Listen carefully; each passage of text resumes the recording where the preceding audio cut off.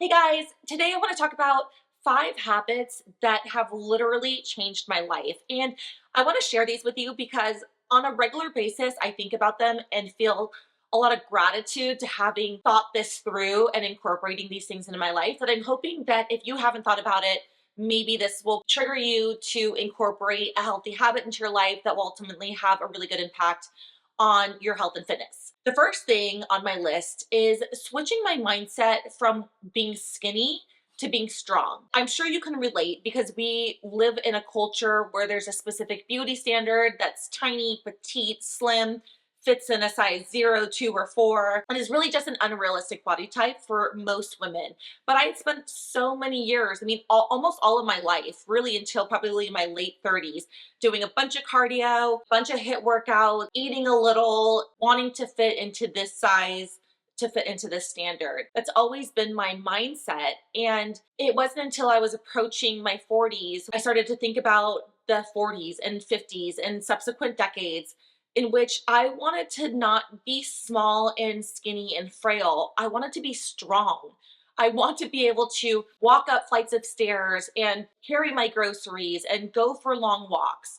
All things that I see the older people around me not doing or not doing well. So I was really inspired at that point to shift my mindset, shift the way that I was executing my workouts and my own health and fitness, and start to lift heavy shit. And so that's when I got into the gym and I really thought about, what are some of the things that are important to me as I get older? And that's having a strong upper body, being able to lift up, being able to grab things, being able to squat down low. All of these exercises that ultimately grow some of your biggest muscles so you can maintain your activity level through the decades. And now I'm not just thinking about getting old. Of course, I want to look good and feel good now. And so the result of lifting all that heavy stuff and doing less cardio, less HIIT workout, which is ultimately still good for your heart, I still do a fair amount of that, is that I can do so much more. I feel like my husband, who's 7 years older than me, is always like, well, wait till you're my age. And I get to that age and I'm like, I feel great. I think there's something about feeling strong that makes you feel young or feel vibrant, feel like you have a lot of life to live. So I hang my hat on that. I feel really good, really strong, and that has literally changed my whole life. And then ultimately, I've developed the body shape that I like, which I know is not for everybody, and I maybe lift more weights than you would want to lift, but I've created the body type and structure that I am very proud of, that I can feed a lot of food because of my muscle and nourish my body, and it feels really good and really healthy. So number 2 is something that I know a lot of people get disgruntled about because it's a huge part of our culture in a society, but it is minimizing the amount of alcohol that I drink. I still like to have cocktails, so I am not saying no drinking is the way to go, although I'm sure many would argue that. And I think there's a lot of evidence that that's a healthy option to adopt, but I think everything in moderation for living a well balanced life. I was the kind of person who drank wine all the time. Wine with dinner with my husband or out to dinner with friends or wherever the opportunity arose, I would be like, yes, sure, I'll have a drink. That was me. And while that was all fine, right, it didn't interfere with my career or my healthy lifestyle in the sense where I was still eating well and getting my workouts in. Now, not having drank as much for a long time, I can really see the difference in the quality of my life. The reason I stopped drinking as much was because of prep. It wasn't necessarily a decision that I had made, but while I was competing in bodybuilding, I was in prep for about 3.5 years almost straight. And so there was very little to no drinking during that time. And since I stopped competing, and now that I probably won't compete again, I have noticed that I don't have this desire to drink as much because I feel so much better and look so much better without alcohol. And that's not, again, not to say that I don't enjoy a few drinks here and there, because I certainly do. But now I'm very selective about those times because I don't want anything to alter my day or my mood. And that's another thing about drinking that I didn't mention before is, yeah, you're hungover, you're sluggish, you're fatigued, but it's also a depressant. And I felt myself the next day just not necessarily having anxiety, but not being as happy as I could be.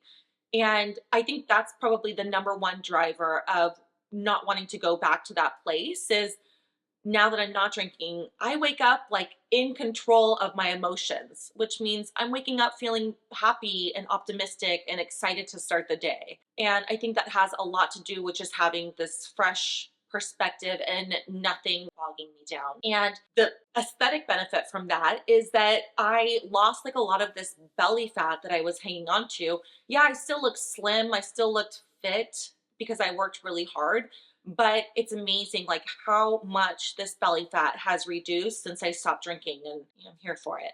Okay, number 3 is setting a goal and creating a plan for that goal. Now, I know this seems pretty remedial, but let me tell you about how it's changed my life. So often we're so busy, we have a million competing priorities. You have kids, you have work, you have house chores, household duties, dinners, social events, travel, all of these things that like take up our time during the day, and we just got to get through it. We just need to get through one thing to get to the next thing to get to the next thing, and we get stuck in this cycle of just like it being the norm. And I that's fine because we need to create some sort of structure and routine in order to accomplish the things that are really important to get done during the day.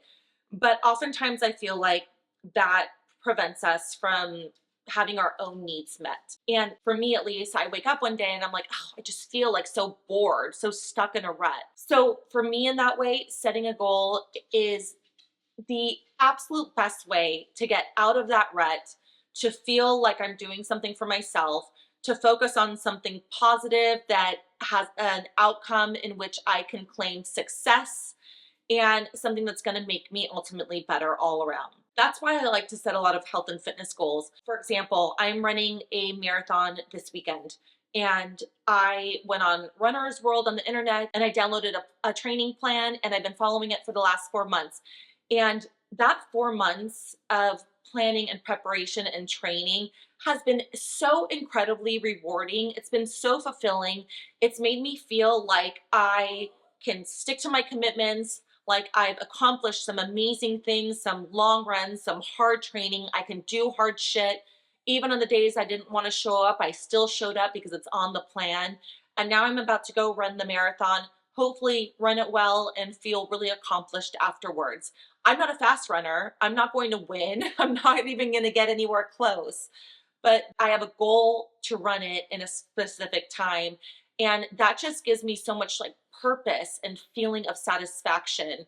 And I've done that before with bodybuilding. When I said I wanted to bodybuild for my 40th birthday, I wanted to do a show, and different things that I've done in the past. But even if it's not that big of a goal, right? Bodybuilding or running a marathon, even just a small goal to say, I want to get into running shape, for example. And that means what? I'm going to be able to run 1 mile without stopping. There are little things that you can do to accomplish that. And once you get to running 1 mile straight without stopping, there's a sense of pride and accomplishment and this like, pat on the back that you can make a commitment and stick to it. And it's so, I said rewarding already, but it builds your confidence, it builds your self esteem, it makes you feel strong mentally, physically. It's just really great to focus on something that's really important to you and to be able to execute on that. So that's number 3, set a goal, set a plan. Number 4 is something pretty simple, but again, it's a game changer for me, is take more walks. I am a person who is stuck at my desk most of the day by choice. It's really hard for me to break free or break away from my work. So I have to be really intentional about getting steps in. And while my walks, I'm not specifically talking about getting steps in, although that's a byproduct. I'm talking about the ability to get outside in the fresh air, in nature, and clear your head, because that's exactly what it does.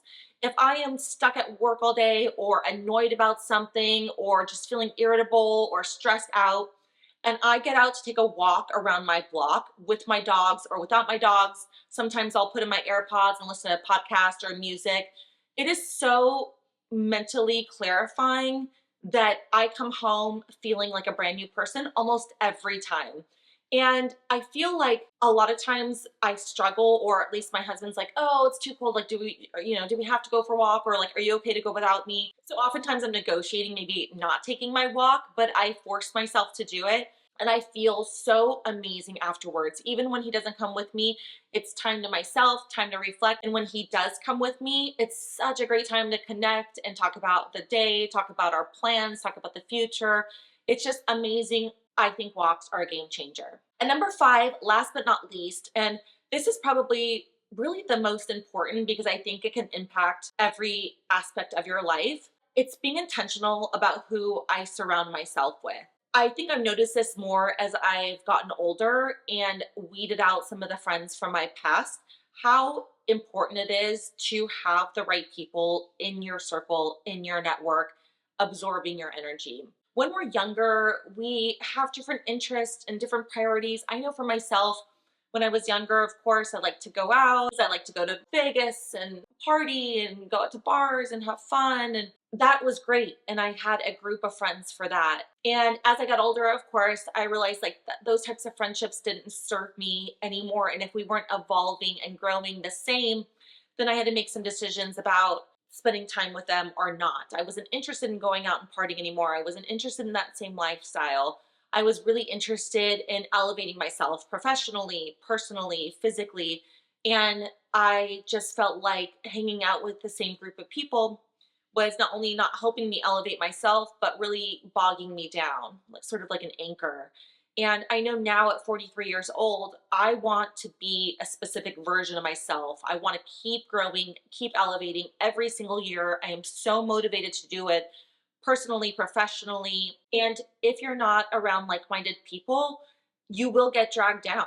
The energy is so powerful. So if you find yourself around people who are negative, who don't understand or support your goals, who don't care if you succeed or grow or achieve your goals or not, you have to rethink if those are the right people to keep in your circle. Whether you love them to death or not, whether they are close family or not, you can keep people at an arm's length and still love and respect them, but not let them so close in your inner circle to let them impact whether or not you succeed. Because again, people's energy is so incredibly powerful. It will negatively impact you, or at the very least, keep you from achieving your goals at a trajectory in which you would otherwise. And they do say you are the average of the five people you spend the most time around. So choose wisely. That's what I did. And I feel like I'm flourishing because of that. So, those are my five healthy habits that have transformed my life. I hope that one or all resonated with you. And I'm curious, is there anything that you've changed, any habits you've incorporated that have been life changing for you? Leave those below. I'd love to hear and love to learn something. So, thank you for tuning in, and I will talk to you guys next time.